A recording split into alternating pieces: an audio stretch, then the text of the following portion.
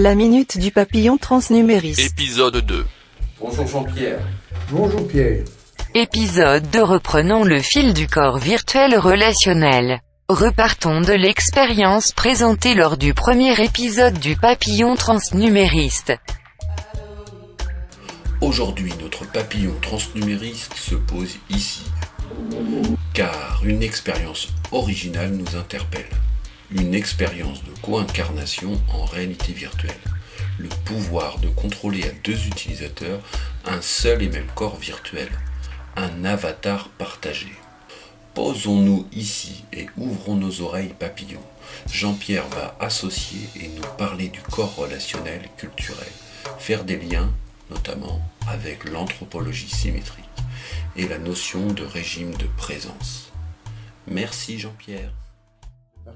Donc on a bien décrit ce qu'on a appelé le régime de présence, c'est-à-dire le moment où la connaissance nous dit qui nous sommes ici, dans l'ici et maintenant, mais d'une manière éternelle.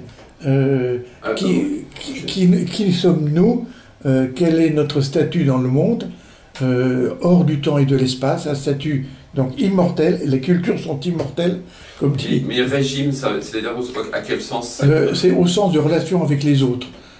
On partage à un moment donné, on sait qui nous sommes, on partage une manière commune d'avoir une identité commune, avec un rapport incarné, avec une nature partagée qu'on a bien décrite. C'est le même sens que le mot régime climatique utilisé par Bruno Latour, par exemple. Il parle de régime. Est-ce que c'est l'idée de régime, de mode d'organisation? Oui, c'est ça, c'est un mode d'organisation. D'accord. Absolument.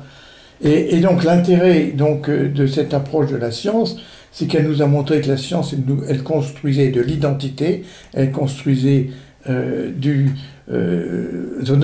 la conscience de ce que nous sommes, étendue à l'usage du monde. Et donc si l'usage du monde change, la conscience va changer. Et elle va établir que en second, en arrière-plan, mais c'était cet arrière-plan qui dominait jusque-là, il y a ces fameuses lois de la nature, c'est-à-dire un autre régime de fonctionnement où on délègue à des objets techniques les propriétés qu'on leur a trouvées, et ces objets techniques vont donc, de manière centrifuge par rapport à l'inventeur, ces objets techniques vont jouer les rôles qu'on attend d'eux, de la même façon dans le temps et dans l'espace. La voiture va se conduire de la même manière par n'importe qui.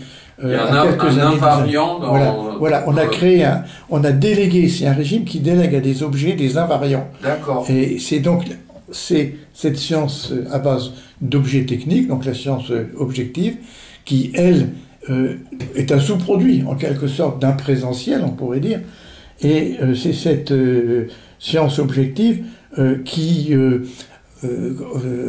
occupait un peu tout le terrain. Jusqu'à ces études d'anthropologie des sciences, on ne voyait la science qu'à travers des lois de la nature, alors que cette sociologie-là cette anthropologie des années 80, parlait de la science en action par rapport à la science achevée. Et la science en action, c'est donc le complémentaire de la science achevée. D'accord, l'idée de flux, de construction, de dynamique. Exactement, l'idée de flux, tout à fait. Parce que même au moment des démarches inventives, c'est bien de flux dont il s'agit entre l'inventeur, ses collaborateurs. C'est bien, ils communiquent d'une manière, à travers des flux, à travers des images, pas du tout à travers de la raison. Ils communiquent comme ça. Et là où je voulais en venir, c'est que dans la vie de tous les jours, au niveau du soin, il doit y avoir cette même complémentarité entre le corps objectif auquel la médecine s'est consacrée et le corps relationnel qui est fait de présence, de sens de ma vie, de ma relation aux autres, ma complémentarité avec les autres. Et c'est l'ensemble qui fait l'anthropologie symétrique. Synthèse effectuée. OK. Le régime de présence est un mode d'organisation de tout un système relationnel. Il est comme une mise en scène des acteurs humains et non humains.